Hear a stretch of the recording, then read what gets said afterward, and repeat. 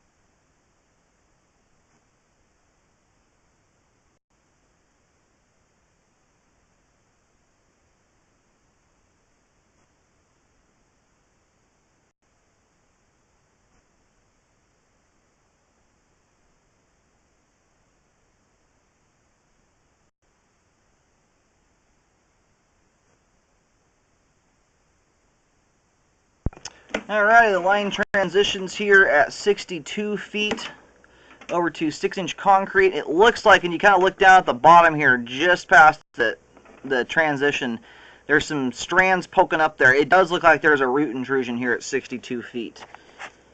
Obviously, it doesn't look like a major one that's affecting the flow in a significant way, but roots generally, if given time to grow, will become a problem.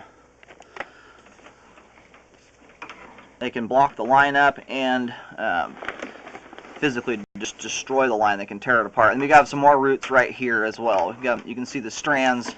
I'll pull back here a little bit. You can see the strands coming down from the top of the pipe there, and they're also coming through the side. So here at about 64 feet as well.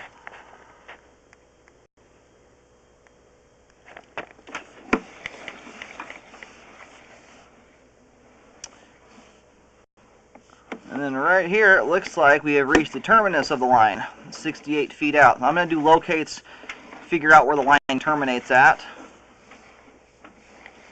In fact, what I'm going to do, because that's so close to the root intrusion, I'm just going to pull back here to where the roots are at.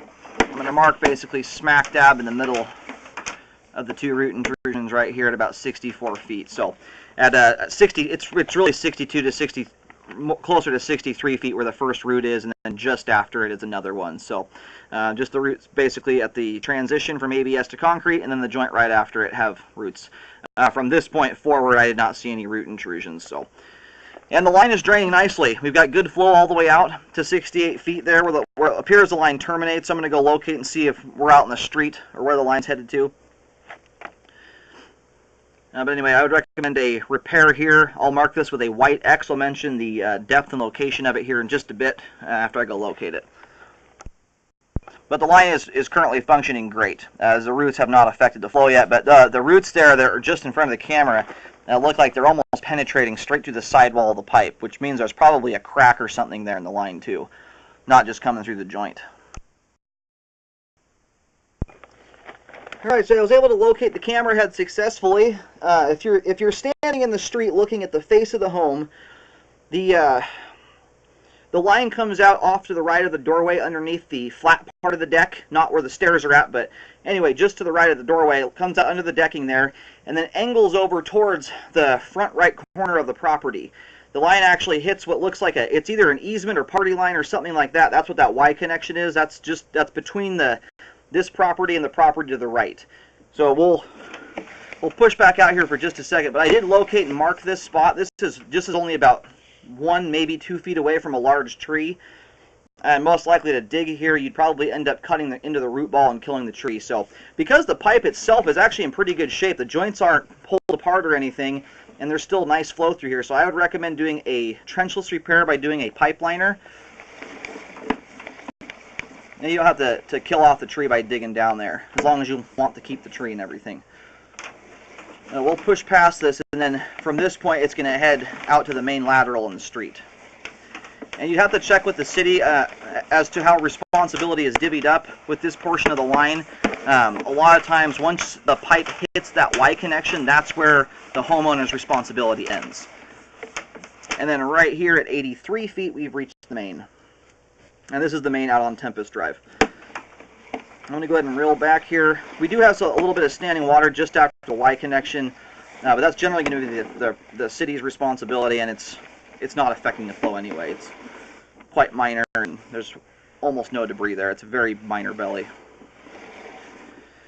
But anyway, I would definitely recommend a repair, though, to fix this, and ideally, I would sleeve the entire concrete section here because it's butted up right next to some pretty large trees down there at the front right corner of the property, and it's entirely possible, if given time, you could get roots coming through different parts of the concrete here. So it would be a lot of times to fix 2 feet of concrete is nearly the same price as fixing 8 feet of concrete with a pipe liner. So either way, I would at least get this from here from 63 feet to 65 feet fixed. Ideally, I would go all the way to the Y connection there if that's where responsibility ends. But definitely contact the city, make sure that that is an easement main lateral setup and not some non-conforming party line or something like that. And then I would recommend getting the roots fixed by doing a pipe liner. Apart from that, all the ABS pipe is in great condition, flows very nicely all the way out. As you can see, we do have some water trickling through the line. There's something in the house that's leaking. It could be a toilet flapper that's not closing all the way. But that's consistent water flow there. None of that is standing water. We have great flow all the way out. So the line is functioning properly at this time. I always recommend re-scoping the line after any repair work is done to ensure it's been done correctly.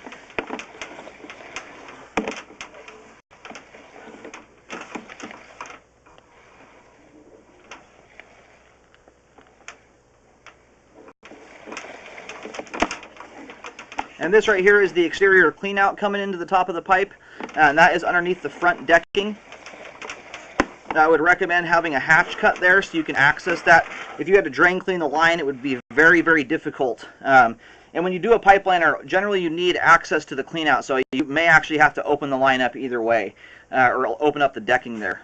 And we'll put some painter's tape down so you know where to cut the hatch, because this is a very tricky crawl space to get into due to all the utilities running throughout it. It's just very tricky to get through if you had to do any drain cleaning or anything of that nature.